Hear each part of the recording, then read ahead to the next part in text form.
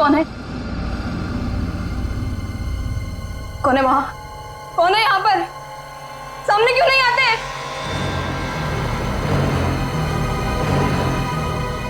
बस बहुत हो गया, बंद करो ये खेल, बंद करो ये खेल।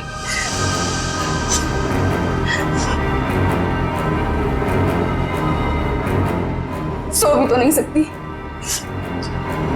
अगर सो गई शायद फिर कभी नींद से उठ ही ना पाऊं।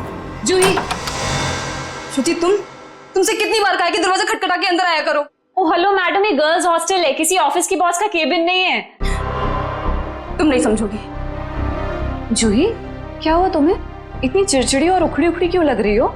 जो इंसान 4 दिन से सोया नहीं हो ना, उसका बर्ताव ऐसे ही होगा ना। सोती क्यों नहीं?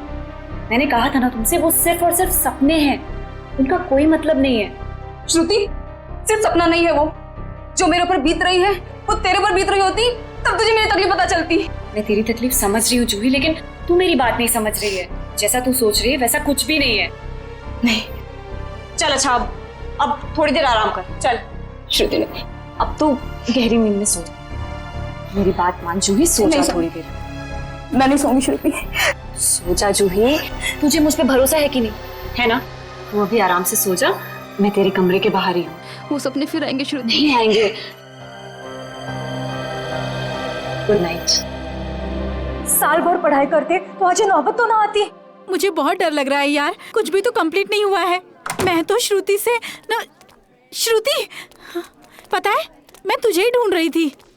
मुझे तेरे नोट्स देना यार, वरना पता नहीं एग्जाम्स में क्या होगा। मुझे बहुत डर लग रहा है यार। मेरे भी नोट्स अधूरे हैं। अच्छा ऐसा करते हैं कि कल लाइब्रेरी जाके इकट्ठा नोट्स बना लेते हैं। तुम दोनों टेंशन क्यों ले रहे हो? अरे गर्ल्स, क्या हो रहा है? एग्जाम शुरू होने वाले हैं। चलो सब अपने अपने कमरे में जाओ और जाकर पढ़ाई करो, बहुत रात हो गई है। Yes madam.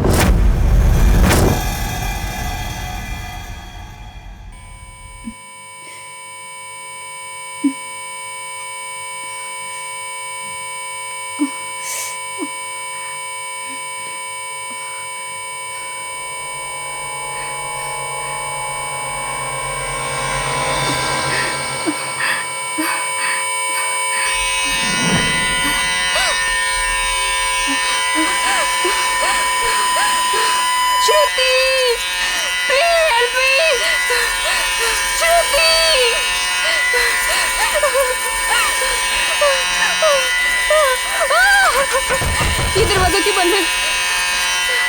श्रुति, ये लाइट क्यों नहीं जल रही है?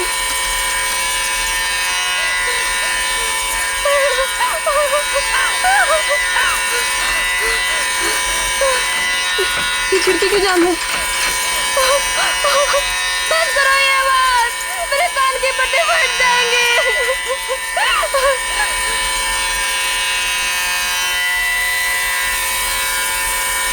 ये धुआं कहाँ से आ रहा है?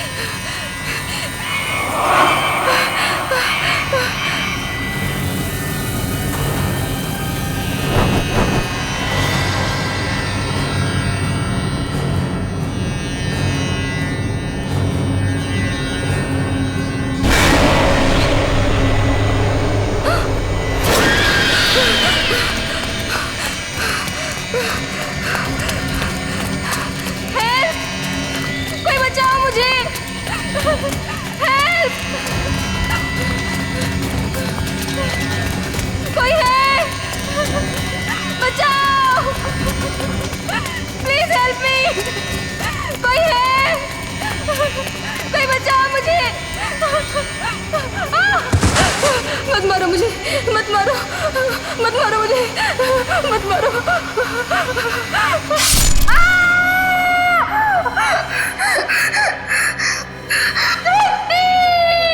ओह नो, ये तो जूही की चीख है। लगता है उसने वही पुराना सपना देखा है।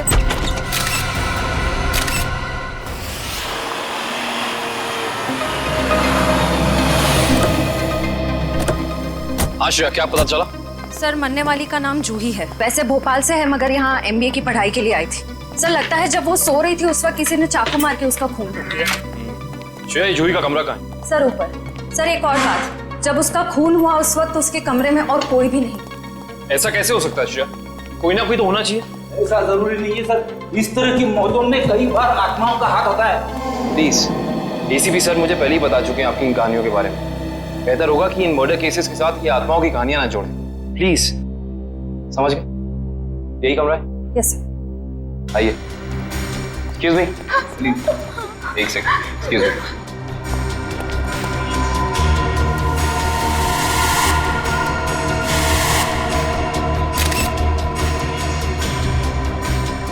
श्रेया, यहाँ पे चाकू का सिर्फ एक ही घाव है। लगता है खूनी ने इतनी जोर से वार किया कि एक ही बार में जूही की मौत हो गई। हाँ सर, हमला भी शायद जूही की नींद में ही हुआ। बेचारी को अपने आप को बचाने का मौका भी नहीं मिला होगा। एक्सक्यूज मी, यहाँ पे सबसे पहले जूही की मौत का पता किसको चला? सर, सबको एक साथ ही पता चला था। हम यहाँ कॉरिडोर में थे, अचानक से जूही के कमरे से चीखने की आवाज आई और अंदर आके देखा तो जूही की जान जा चुकी थी। उस समय कमरे में जूही के साथ और कौन था? सर, उस वक्त जूही के साथ कोई नहीं था। देखिए, आप लोग दोबारा याद करने की कोशिश कीजिए। हो सकता है कोई ऐसा जो उस वक्त भाग निकला हो। सर, भागने का तो सवाल ही नहीं उठता, क्योंकि डोर बाहर से बंद था और वो अंदर से। खूनी भागेगा भी तो कहाँ से भागेगा? एक मिनट, ये दरवाजा बाहर से बंद था, क्यों? सर, कई दिनों से जूही सो नहीं पा रही थी। अचानक नींद से जाग जाती थी और भागकर अपने कमरे से बाहर आ जाती थी। आज भी कुछ ऐसे ही हुआ। वो सो नहीं पा रही थी, मैंने उसको सुलाया और मैं बाहर आ गई और दरवाजा बाहर से बंद कर दिया। लेकिन इसे नींद क्यों नहीं आ रही थी? सर, कई दिनों से उसे डरावने सपने आ रहे थे। उसे ऐसा महसूस हो रहा था कि उसका सपनों में कोई खून करना चाह रहा है, उसकी कोई जान लेना चाह रहा है। हमें क्या पता था कि उसका सच में खून हो जाएगा। डरावने सपने? मैं कह रहा था ना, ये कोई आत्मा का ही चक्कर है।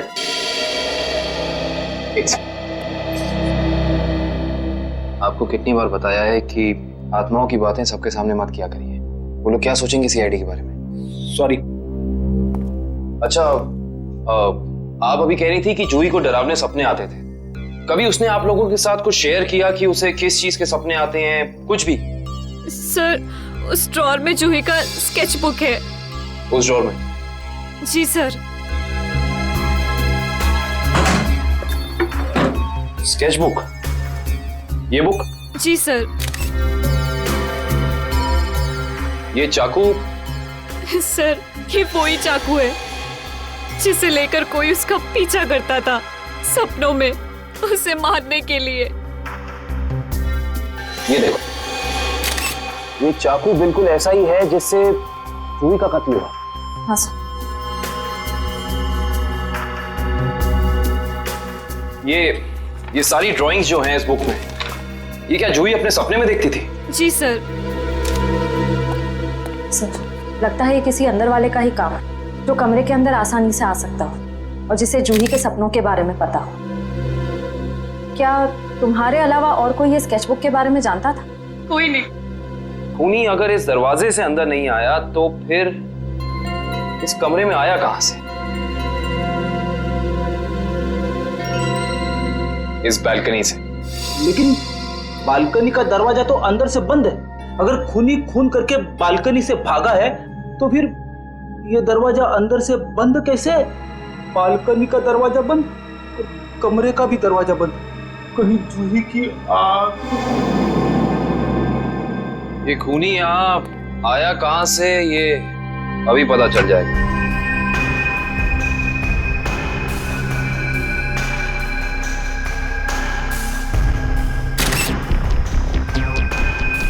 ये देखो, जूते के निशान। हो ना हो खूनी इसी बालकनी से चढ़कर आया। लेकिन बालकनी का दरवाजा तो अंदर से बंद था, तो फिर खूनी यहाँ ऊपर चढ़ के कमरे के अंदर आया कैसे होगा? ये भी पता चल जाएगा फ्रेडी जी। बस एक बार जूही के मौत के कारण पता चल जाए, कुछ तो हो गया, कोई सबूत कुछ तो होगा।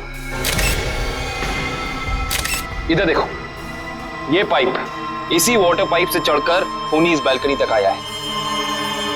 यहाँ के वॉचमैन से मिलना पड़ेगा। माफ कर दिए साहब, गलती हो गई। इसे गलती कहते हो तुम?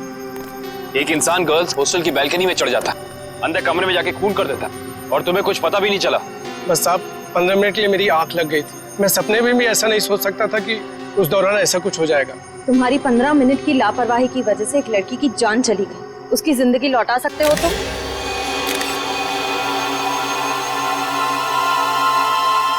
सर, ये जूता यहाँ झाड़ियों में पड़ा हुआ था। जूता यहाँ पे? हो ना हो, ये जूता उसी खूनी का है। सर, ये तो किसी आदमी का जूता लगता है। यानी बालकनी में जो इंसान चढ़ा था वो कोई आदमी था? सुनो, ये जूते को पहचानते हो? नहीं साहब। दोबारा याद करके बताओ, सही से याद करो। कोई इंसान यहाँ आया था जिसने ये लाल जूता पहना था? मैंने नहीं देखा, शायद अंजलि मैडम ने देखा हो, वो हमेशा रिसेप्शन पे बैठती है। ये अंजलि मैडम को बुलाओ, जाओ। जी सर। अगर ये जूता यहाँ है तो कुछ और भी जरूर होगा, ढूंढते हैं।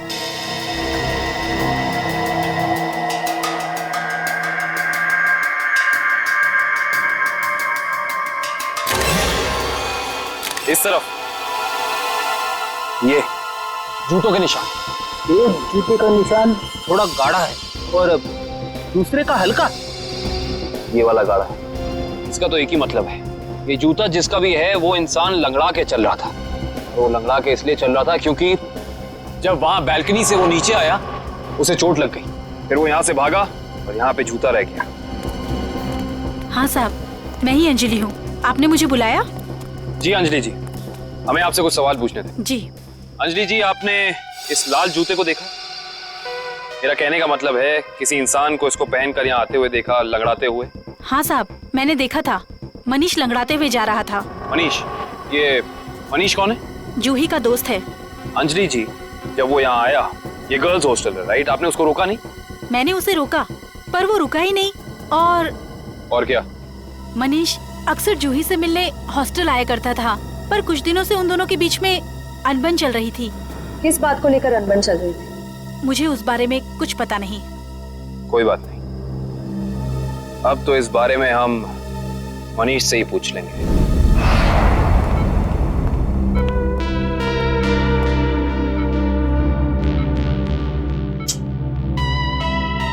मनीष, कैसे हो यार? मैं ठीक हूँ, पर आप लोग कौन हैं? तुम्हारे शुभचिंतक हैं, सीआईडी वाले। सीआईडी? क्या बात है? क्या मेरी जान को किसी से खतरा है क्या? सुना आपने?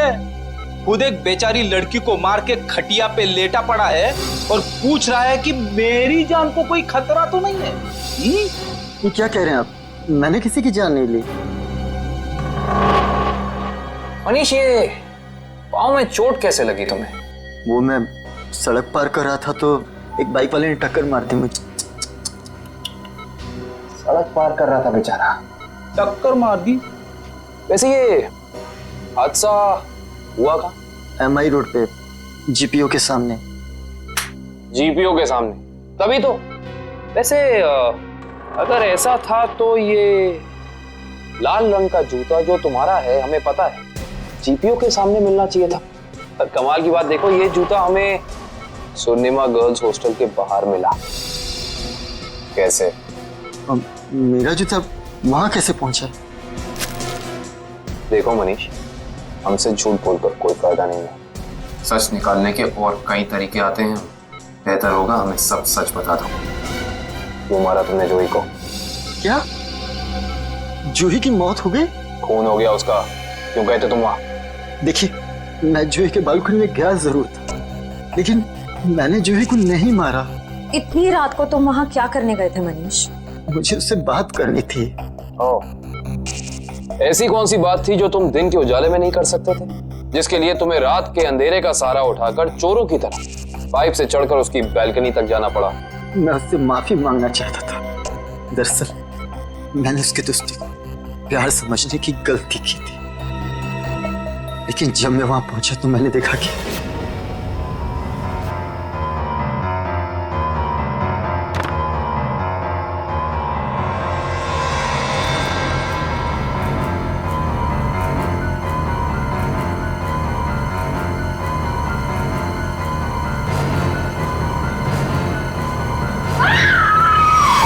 शर्म आनी चाहिए तुम्हें मनीष।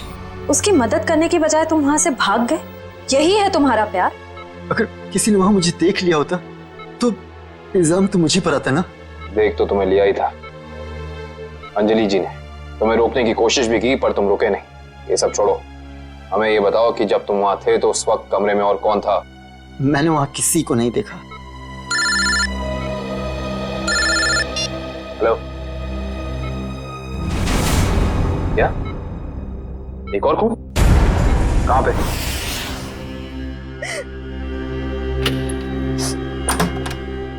आप कौन? हम लोग सीआईडी से। आइए।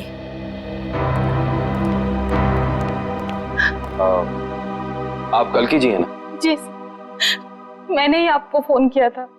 मेरी सहेली मीरा का खून हो गया है। उसकी लाश ऊपर उस कमरे में पड़ी है।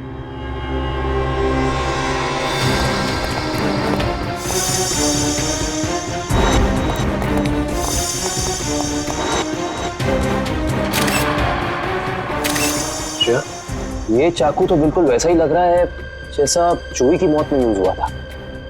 हाँ सर, लगता है किसी सीरियल किलर का काम। सीरियल किलर का भी हो सकता है और किसी ऐसे इंसान का भी जो दोनों जूही और मीरा को जानता है।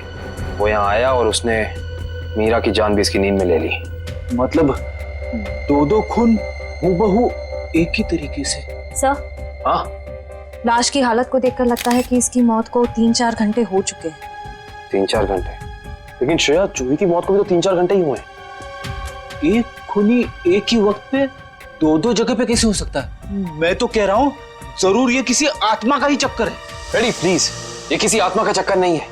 ये उस खूनी के किसी साथी या रिश्तेदार का चक्कर भी हो सकता है। लगता है इस जुर्म में एक से ज्यादा लोग शामिल हैं। लेकिन कैसे? कैसे हो सकता है? इस कमरे की सारी खिड़कियां, सारे दरवाजे अंदर से बंद हैं। और यहाँ पे कोई बालकनी भी नहीं है उस हॉस्टल की तरफ। तो फिर वो खूनी इस कमरे में आया कैसे? इस कमरे की तलाशी लो, कोई ना कोई सुराग जरूर मिलेगा।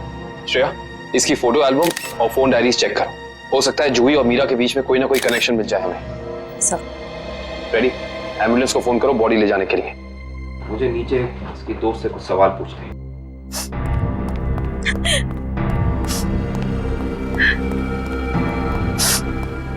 कल्कि जी, जी, आपको मीरा की मौत के बारे में कब पता चला? रात को मैं काफी देर से ऑफिस से लौटी तो मैं इस कॉरिडोर से गुजर रही थी कि तभी मुझे मीरा के चीखने की आवाज सुनाई दी। मैं दौड़ती हुई उसके दरवाजे तक आई। मीरा का दरवाजा खटखटाया पर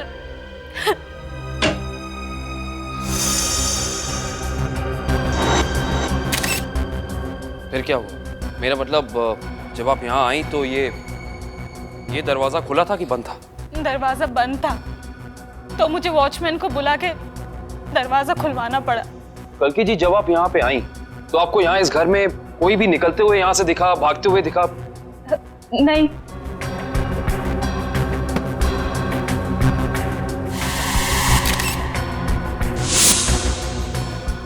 कल्कि जी, आपकी दोस्त मीरा काम क्या करती? बैंक की एरिया मैनेजर थी वो, और 2 साल पहले उसका तबादला हमारे शहर में हुआ था। तबादला? हाँ श्रेया, क्या पता चला? सर, मरने वाली का नाम जूही है। वैसे भोपाल से है मगर यहाँ MBA की पढ़ाई के लिए आई थी। क्या ये तबादला भोपाल से यहाँ हुआ? जोधपुर से। पर क्यों सर? आपकी दोस्त मीरा किसी जूही नाम की लड़की को जानती थी? जहाँ तक मुझे पता है सर, इस नाम की तो उसकी कोई दोस्त नहीं थी।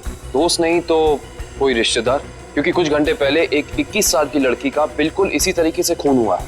उस लड़की का नाम जूही था और ये उसकी तस्वीर है।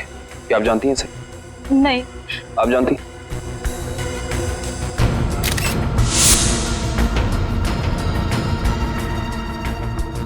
ये क्या हो रहा है हमारे शहर में? आम आदमी तो बिल्कुल भी सुरक्षित नहीं है। कल्कि जी, आपको किसी पे शक है? I mean, आपकी दोस्त मीरा की किसी से कोई दुश्मनी, कोई अनबन? उसका कोई दुश्मन नहीं था सर। मीरा तो बहुत ही सुलझी हुई लड़की थी।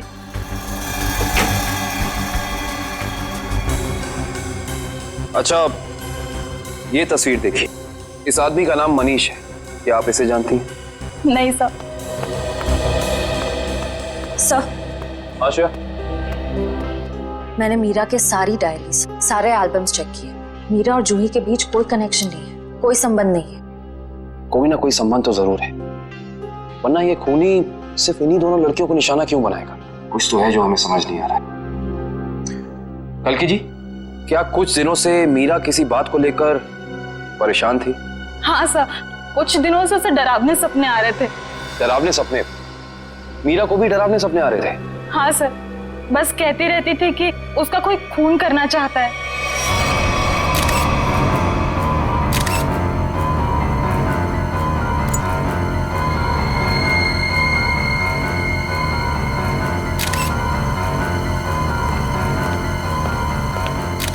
ये कैसे हो सकता है सर? जूही और मीरा को ठीक एक तरीके के सपने कैसे आ सकते हैं? सर, खूनी के अंदर आने का रास्ता तो नहीं मिला है, लेकिन ये स्क्रू मिला है मीरा के बेड के नीचे से। एक काम करिए, वॉचमैन से पूछताछ कीजिए, देखिए क्या पता चलता है मीरा के बारे में। तब तक इस स्क्रू की गुत्थी को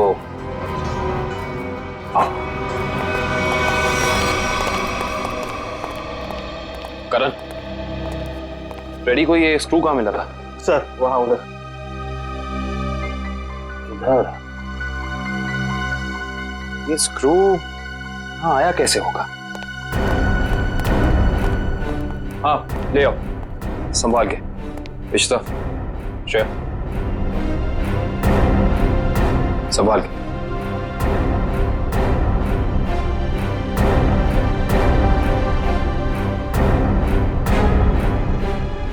इश्ता,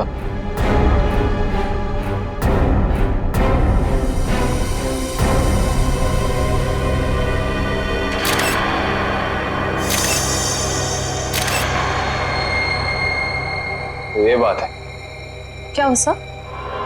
ये देख रही हो सीलिंग फैन? अब ये सीलिंग फैन इस स्क्रू की गुत्थी को सुलझाएगा। करण, समझ गया सर।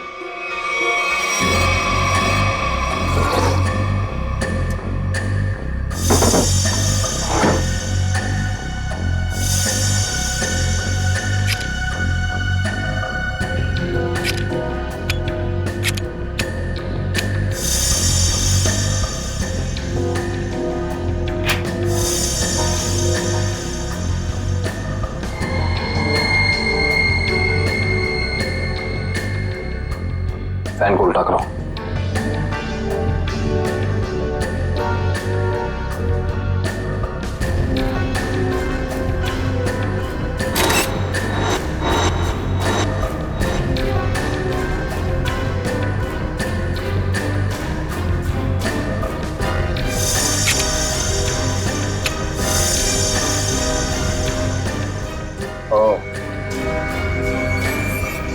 सर यानी ये स्क्रू इस फैन का है? हाँ श्रेया, किसी ने इस फैन के साथ छेड़खानी की है, अभी पता चल जाएगा।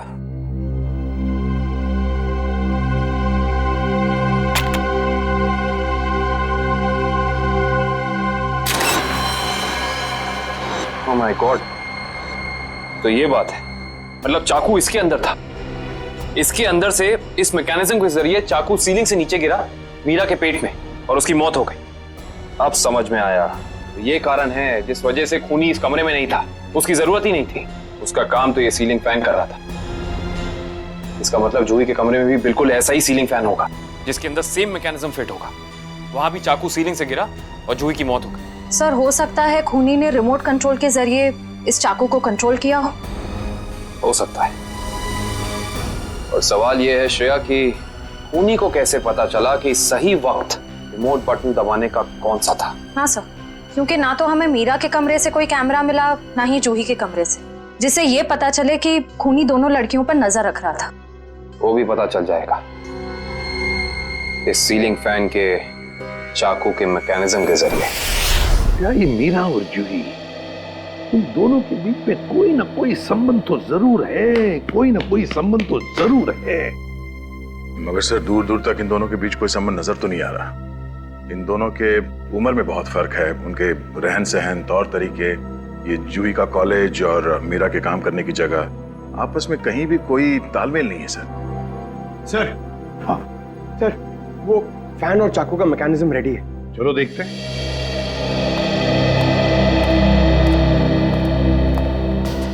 पंकज, रिमोट ऑन करो।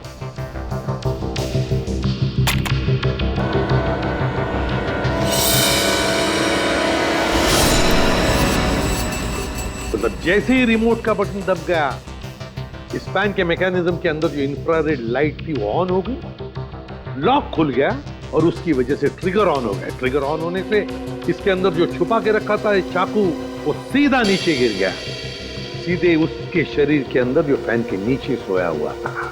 मगर दया, एक बात है, ऐसे मैकेनिज्म की जो रिमोट होते हैं, वो रिमोट ज्यादातर 50 मीटर की दूरी के अंदर ही काम कर सकते हैं। तो फिर जरूर जहां पर मीरा और जूही रहती थी उसके आसपास ही ये आदमी खड़ा था। जिसने भी ये किया है वो 50 मीटर की दूरी के अंदर ही खड़ा था। वहां से उसने रिमोट चलाया और खून कर दिया मीरा और जूही का। और फिर वो सपने, वो एक जैसे सपने जो मीरा और जूही दोनों की नींद में आते थे, ऐसे सपने तो जानबूझकर ही डाले जा सकते हैं, प्लान करके डाले जा सकते हैं, मगर उसके लिए जरूर कोई तो ट्रिगर होना चाहिए। सर, हाँ, जूही के कमरे में लगे पंखे में भी ठीक ऐसा ही मैकेनिज्म मिला है। और तो और जूही और मीरा दोनों के कमरों में एक हफ्ते पहले इलेक्ट्रिकल वायरिंग का कुछ काम हुआ था। जूही और मीरा दोनों के घर में, दोनों के कमरों में एक हफ्ते पहले इलेक्ट्रिकल वायरिंग हुई थी। कहीं ऐसा तो नहीं कि वही इलेक्ट्रिशियन है जिसने दोनों के घरों में इलेक्ट्रिकल का काम कर दिया और फिर खून भी उसी ने किया? पता लगाना पड़ेगा इस इलेक्ट्रिशियन के बारे में।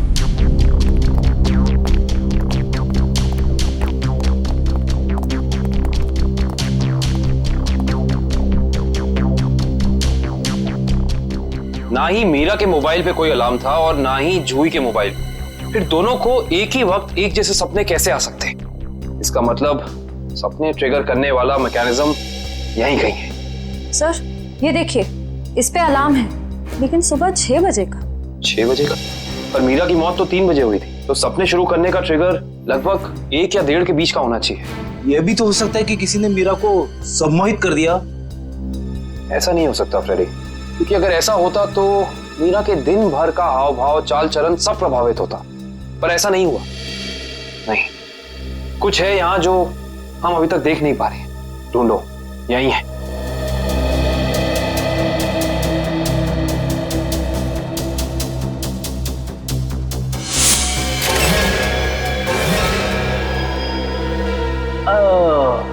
ये देखो, टीवी के पीछे ये बॉक्स लगा हुआ था। बॉक्स? कहीं ये ट्रिगर मैकेनिज्म इस बक्से के अंदर तो नहीं फिक्स किया हुआ है?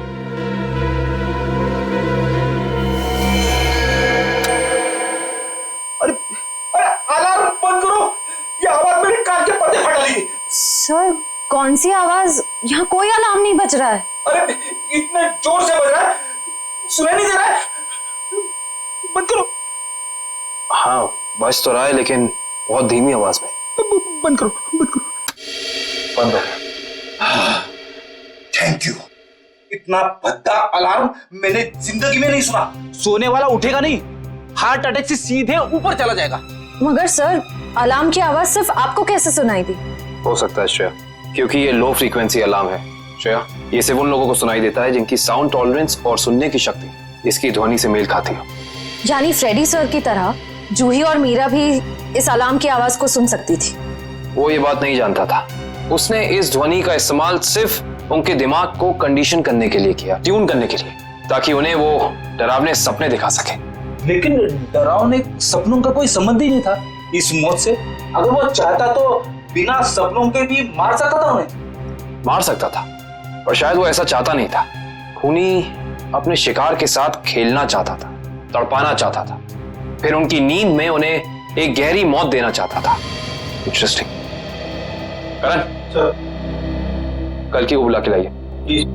गो। ये देखो।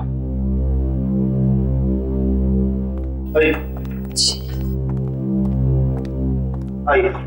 कल की जी। जी। इस आवाज को पहचानती हैं आप? ये आवाज मैंने यही सुनी है, मीरा के घर पे। कब? करीब 3-4 दिन पहले, जब वो अपने लैपटॉप पे काम कर रही थी तब।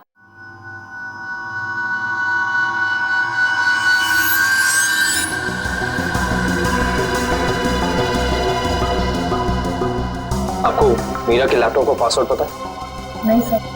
हमें कंप्यूटर एक्सपर्ट से इसका पासवर्ड ब्रेक कराना होगा, लेकिन मुझे लगता है कि हमारे सारे सवालों के जवाब इसी लैपटॉप के अंदर है, इसके अंदर।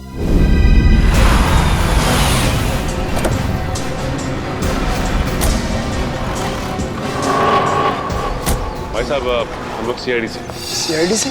क्या हुआ साहब? हमें पता लगा है कि पिछले हफ्ते आपका एक इलेक्ट्रिशियन वायरिंग करने के लिए इस एड्रेस पे गया। हाँ साहब, गया तो था, पर हुआ क्या? इन दोनों जगहों पे एक खून हुए और हमें शक है कि ये खून आपके इलेक्ट्रिशियन ने किया है। मेरे इलेक्ट्रिशियन? हाँ, और वो भी पंखे में चाकू फिट करके। अरे बाप रे, पंखे में चाकू? जी हाँ, और आप ये बताइए कि इन दोनों जगहों पे आपका कौन सा इलेक्ट्रिशियन गया था? मंगेश गया था सर, पर आज वो आया नहीं है। इस मंगेश का एड्रेस तो है ना तुम्हारे पास? हाँ, मंगेश का एड्रेस लेके ना। सर, वो लैपटॉप का और ईमेल का पासवर्ड खुल गया। Very good job, thank you very much. काबिन, जरा लैपटॉप चेक करो। जी। देखो वो ऑडियो फाइल है क्या इसमें, जिससे सपने आते थे उसे?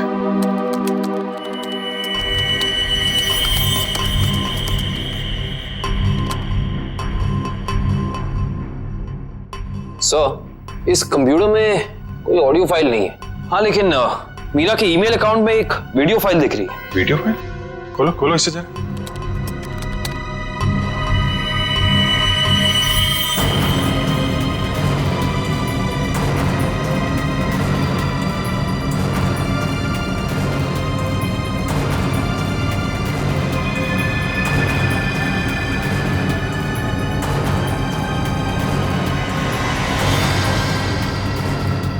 सर, ये सारे विजुअल तो मैंने जूही की स्केचबुक में देखे, स्पेशली ये नाला, ये बोर्ड और मास्क पहना हुआ आदमी, तीनों। इसका मतलब खूनी ने जूही और मीरा दोनों को चेतावनी भेजी थी। उन लोगों को हमारे पास आना चाहिए था मदद मांगने। जरा ये फाइल फिर से चलाना।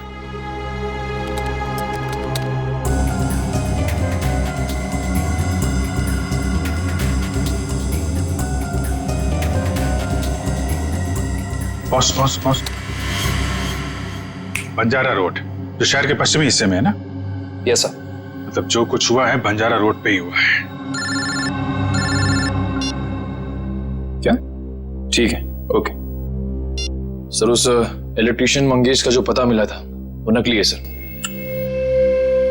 कोई बात नहीं, स्केच बनवाओ उसका और अपने डेटाबेस में चेक करो। सब लोग बाहर ध्यान रखना।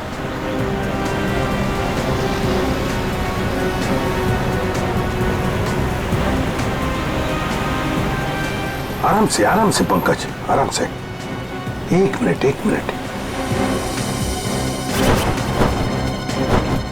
यह है ना एक सूखा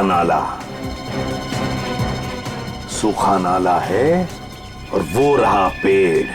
सूखा नाला और उसमें वो पेड़। जरा आगे चलकर देखते हैं।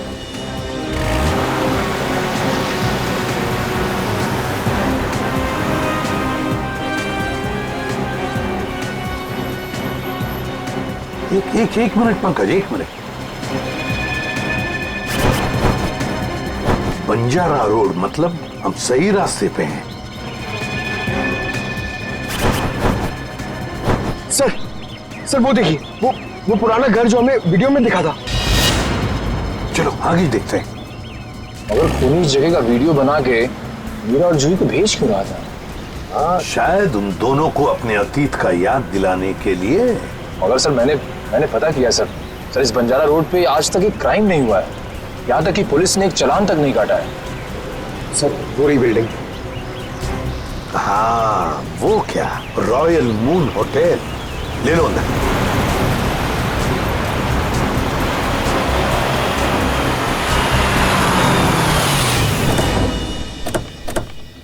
हाँ, इलेक्ट्रिशियन का स्केच मैच नहीं हो रहा है तो कोई बात नहीं, ठीक है। वेलकम सर, कहिए मैं आपकी क्या सहायता कर सकता हूँ? हम लोग सीआईडी से हैं। दरअसल एक केस के सिलसिले में कुछ पूछताछ करनी थी आपसे। सीआईडी? वो पूछिए, क्या पूछना चाहते हैं आप? वैसे जरा बताइए, कुछ दिन पहले क्या आपके होटल के बाहर कोई किसी तरह की वीडियो शूटिंग कर रहा था? शूटिंग? नहीं सर, हमारी होटल के बाहर शूटिंग या फोटोग्राफी की अनुमति नहीं है। ये दो फोटोग्राफ दो लड़कियों के, एक का नाम मीरा है, एक का नाम जूही है। क्या ये लड़कियां आपके यहाँ कभी ठहरी थी, कभी आई थी? सर, हमारे यहाँ रोज बहुत सारे कस्टमर आते हैं, ये बता पाना थोड़ा मुश्किल है। मैं समझ सकता हूँ, लेकिन हो सकता है आपके रिकॉर्ड में हो कुछ इनके बारे में। जरा देखिए। अलका, जरा रिकॉर्ड्स चेक करना। सर। हाँ सर, ये दोनों गेस्ट हमारे होटल पे रुके थे पिछले साल 17 मई 2013। 17 मई 2013 मतलब एक साल पहले। तो क्या एक साथ आई थी या अलग अलग? नहीं, अलग अलग। सर, इन दोनों के पास शहर में रहने के लिए जगह है, एक घर में रहती है और एक हॉस्टल में रहती है, फिर ये दोनों यहाँ किस लिए आई थी? कोई तो वजह होगी ना पंकज, कोई तो वजह होगी। क्या आपका रिकॉर्ड देख सकता हूँ 17 मई 2013 का? Sure sir. 17 मई 2013 काफी सारी लड़कियां आई थी उस दिन आपके होटल में। कोई फंक्शन वगैरह था क्या? हाँ सर, हो सकता है, क्योंकि हमारे होटल के पास में एक कम्युनिटी हॉल है, वहाँ आए दिनों फंक्शंस होते रहते हैं। अच्छा, कस्टमर का नाम रवि, 5 टैक्सीज बुक की थी उसने, 5। हाँ सर, ये एक नारी सेवा केंद्र चलाता है, मुस्कुराहट नाम है एनजीओ का। और वो अभी भी इसी होटल में ठहरा हुआ है सर। रवि इस वक्त आपके होटल में ठहरे हैं? पास वाले कम्युनिटी हॉल में जो फंक्शन चल रहा है, रवि का ही एनजीओ का फंक्शन हो सकता है। रवि सर, मैं आपका जितना भी शुक्रिया अदा करूं उतना कम है। आप सोच नहीं सकते, ड्रग्स के नशे से मुक्ति मिलने के बाद मैं जिंदगी के ऐसे ऐसे रंग देख रहा हूं जिन्हें ड्रग्स के नशे ने अंधकार में डाल दिया था। वेरी गुड मिश्रा, लेकिन इसमें मुझे शुक्रिया कहने की कोई जरूरत नहीं। ये सब तुम्हारे धैर्य और दृढ़ इच्छा शक्ति का कमाल है। हाँ, लेकिन अब उस सफेद जहर को कभी पलट कर भी देखना मत। हाँ? Okay sir. माफ कीजिएगा रवि जी, आपको मैं इंटरप्ट कर रहा हूँ, लेकिन ये जरूर कहूंगा कि आप बहुत ही अच्छा काम करते हैं, बहुत ही पुण्य का काम करते हैं हमारे देश के नौजवानों को ड्रग्स में से बाहर निकाल कर। सर, आप एसीपी प्रद्युमन है ना सर? जी हाँ, मैं एसीपी प्रद्युमन। सर, हमने बहुत किस्से पढ़े हैं सर आपके बारे में, और तभी से आपसे मिलना चाहता था सर, लेकिन अब आप सर बैठेंगे सर प्लीज? सर क्या लेंगे सर आप? चाय, कॉफी, कुछ? एक ठंडा लेमन आइस टी। जी, ठंडा लेमन आइस टी तो नहीं मिलेगी, साधारण चाय चलेगी। रवि जी, हमें कुछ नहीं चाहिए, कुछ नहीं चाहिए, थैंक यू वेरी मच। बस एक जरूरी काम है आपके पास। 2 लड़कियों के बारे में हम कुछ इंफॉर्मेशन चाहते हैं। अब कौन सी 2 लड़कियां सर? ये जूही और ये मीरा, क्या आप बता सकते हैं कि पिछले साल ये दोनों आपके इस एनजीओ में आई थी? जूही और मीरा? हाँ सर, ये सर आई थी दोनों यहाँ पर। एक्चुअली सर, इन्हें भी ड्रग्स के नशे की बुरी लत पड़ गई थी सर, इसलिए ये दोनों आई थी यहाँ हमारा सेमिनार अटेंड करने के लिए। लेकिन सर, इस बात को तो करीब 1 साल हो गया है। अब इनके बारे में पूछताछ। इन दोनों लड़कियों का खून हुआ है। क्या खून हो गया? लेकिन सर कैसे, किसने किया सर? बस वही पता लगाना है, इसलिए हम चाहते हैं कि अगर आपको इन दोनों के बारे में कोई खास बात मालूम हो, कोई यादें हो आपके पास इनके बारे में, तो मदद हो जाएगी हमारी तहकीकात करने में। कोई खास बात इस वक्त तो याद। हाँ सर, याद आया सर, एक लड़की थी मोनिका, इन दोनों को उसकी चिंता बहुत सताती रहती थी सर। मोनिका? जी। क्या वो भी यहाँ आपके ड्रग रिहैबिलिटेशन सेंटर में आई थी? आई तो थी सर यहाँ पर, लेकिन वो ड्रग्स के खिलाफ अपनी लड़ाई जीत नहीं पाई सर। दरअसल सर, 1 साल पहले अपनी बिल्डिंग की छत से कूदकर उसने आत्महत्या कर ली थी सर, ड्रग के नशे में। मोनिका ने आत्महत्या कर ली? जी सर। उसका पता तो होगा ना आपके पास? मोनिका का एक ही सगा भाई है, अमित। मोनिका की मौत के बाद सारी प्रॉपर्टी, सारी जायदाद उसी के नाम हो गई। तो क्या मोनिका के भाई ने प्रॉपर्टी के लिए अपनी बहन का खून किया? ये भी तो हो सकता है कि मोनिका ने आत्महत्या की हो। मैंने कहा ना, काम हो जाएगा। जी कहिए। आपका नाम अमित है? जी हाँ, मगर आप लोग? सीआईडी। मोनिका के बारे में कुछ सवाल करने थे आपसे। ओह, 1 साल हो गए मेरी बहन को मरे, लेकिन अब भी कोई ना कोई आकर मेरे पुराने जख्म को रहता रहता है। पूछिए, क्या पूछना है आपको? देखिए अमित जी, हम आपका दुख समझ सकते हैं, मगर क्या करें, दो खून हुए, इसलिए आपकी बहन के बारे में कुछ सवाल करने आए हम लोग। दो खून? मगर किसके? जूही और मीरा का। ये दोनों आपकी बहन मोनिका के दोस्त थे ना? हाँ, बदकिस्मती से ये मेरी बहन के दोस्त थे। बदकिस्मती से? क्यों? वैसे तो मीरा और जूही तुम्हारी बहन की बहुत फिक्र करते थे। अगर सच में उन्हें मेरी बहन की फिक्र होती तो वो फिर से उसे ड्रग्स की खाई में ना धकेलते। क्या वो दोनों फिर से मोनिका को ड्रग्स की लत लगाना चाहते थे? हालांकि वो दोनों खुद ड्रग्स से छुटकारा पाना चाहते थे। मुझे नहीं पता कि वो आदत से छुटकारा पाने आए थे या दोबारा ड्रग एडिक्ट्स को बढ़ावा देने, लेकिन इस काम में एक और भी था उनके साथ। हाँ, विशाल। विशाल? ये विशाल कौन? विशाल जूही और मीरा को ड्रग्स देता था और ये बात मोनिका जान गई थी। लेकिन जब लोगों को पता चला कि मोनिका को उनका राज पता है तो उन्होंने उसे फंसाने के लिए उसके बैग में ड्रग्स डाल दी। वो पकड़ी गई, उसके ऊपर पुलिस केस भी हुआ। वो ये सदमा बर्दाश्त नहीं कर सकी और उसने आत्महत्या कर ली। सर, कोई तो है जो मोनिका की मौत का बदला ले रहा है। जूही और मीरा पहले ही मर चुकी हैं। अब अगला नंबर शायद विशाल का। अमित, कल रात तुम कहाँ थे? आप मुझ पे शक कर रहे? क्या करें, शक करने की आदत जो है हमें। और फिर तुम तो अपनी बहन के सबसे करीबी हो ना। मुझसे ज्यादा करीबी तो उसका मंगेतर था, रणविजय। दोनों ने जन्मों जन्मों तक साथ रहने की कस्में खा रखी थी। रणविजय? ये रणविजय यही है ना? हाँ, यही तो है वो। लेकिन रणविजय का स्केच आपके पास कैसे? हो सकता है मीरा, जूही और मोनिका की मौत का राज रणविजय जानता हो। Thank you Ranvijay. सब हो रहा विशाल का घर। विशाल की जान को खतरा हो सकता है।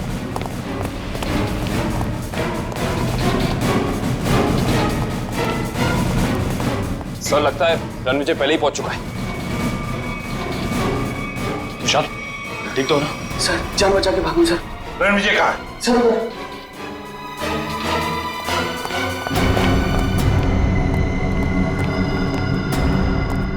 यहाँ तो कोई भी नहीं है। सर, शायद यहाँ से भागा होगा।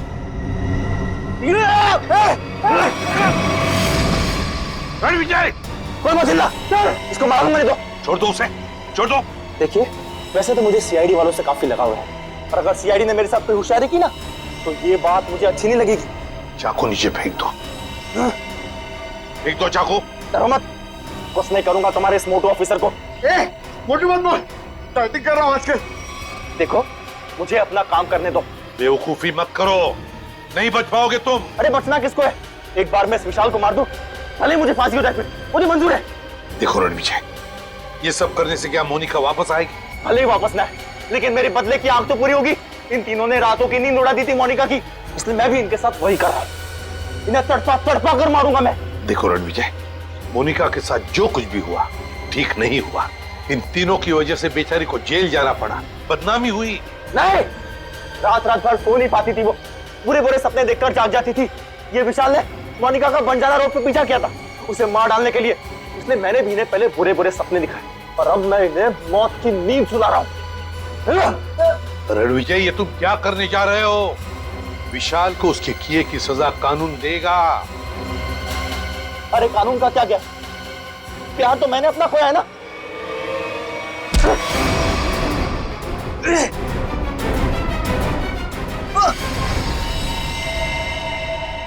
रणविजय, विशाल को तो उसके किए की सजा मिलेगी ही मिलेगी, मगर तुमने बदले की आग में दो खून किए, दो।